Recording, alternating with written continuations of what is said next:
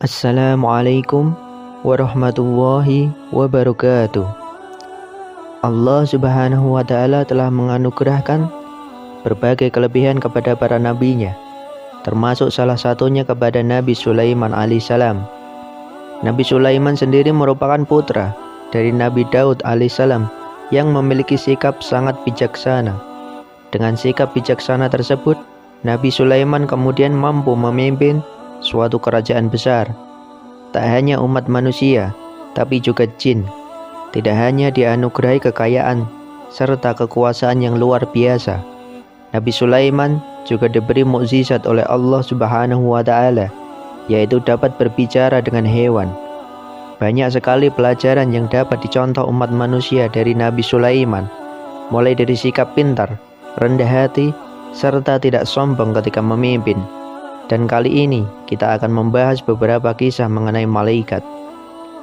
Ada sebuah kisah tentang malaikat maut, malaikat Israel. Pernah menampakkan dirinya dengan menyamar menjadi seorang manusia. Diriwayatkan bahwa pada suatu hari malaikat maut, malaikat Israel, datang ke rumah Nabi Sulaiman. Kebetulan saat itu ada seorang pemuda yang sedang bercakap-cakap dengan Nabi Sulaiman di rumahnya. Begitu masuk ke dalam rumah tersebut, tiba-tiba pandangan malaikat maut, malaikat Israel, menatap tajam pada seorang pemuda yang berada di sebelah beliau. Merasa dipandangi dengan tatapan tajam seperti itu, maka hati pemuda itu pun menjadi berdebar-debar dan merasa ketakutan. Pemuda itu merasa sangat tidak nyaman dengan kehadiran sang malaikat maut. Saat itu dia merasakan tubuh dan hatinya dipenuhi rasa takut. Setelah beberapa lama, malaikat maut, malaikat Israel, pun pergi meninggalkan Nabi Sulaiman dan pemuda tersebut. Pada saat malaikat maut telah pergi, pemuda ini bertanya kepada Nabi Sulaiman, "Ya Nabi Sulaiman, siapakah orang tadi?" Nabi Sulaiman menjawab, "Itu adalah malaikat maut yang sedang menyamar menjadi manusia." Pemuda tersebut berkata, "Sungguh aku tidak nyaman dengan pandangannya yang terus-menerus menatapku. Aku menjadi takut, jangan-jangan dia ingin mencabut nyawaku."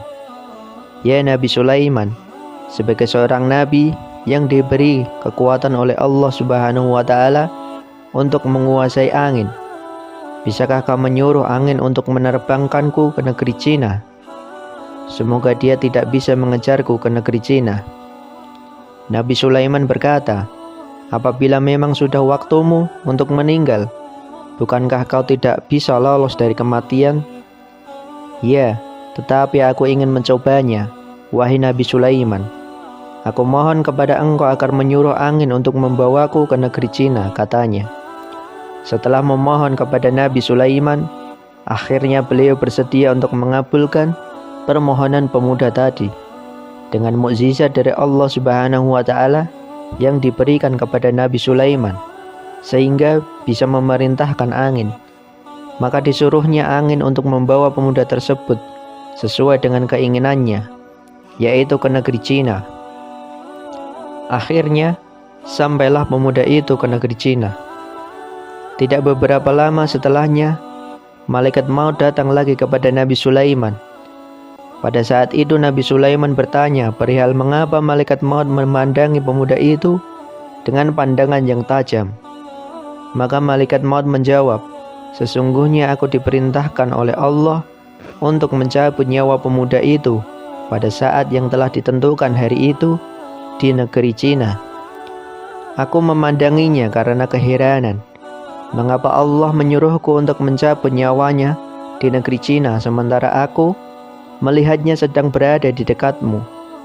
Maka malaikat maut melanjutkannya, "Ternyata pahamlah aku, karena tidak lama setelah aku pergi, tiba-tiba angin membawanya ke negeri Cina, dan aku telah mencabut nyawanya hari itu di Cina."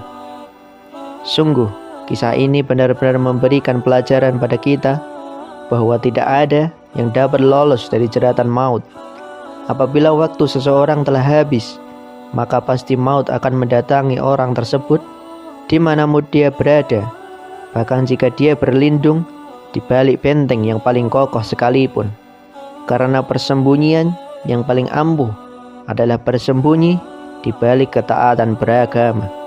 Wallahu a'lam bishawab. Semoga kisah ini bermanfaat untuk kita semua.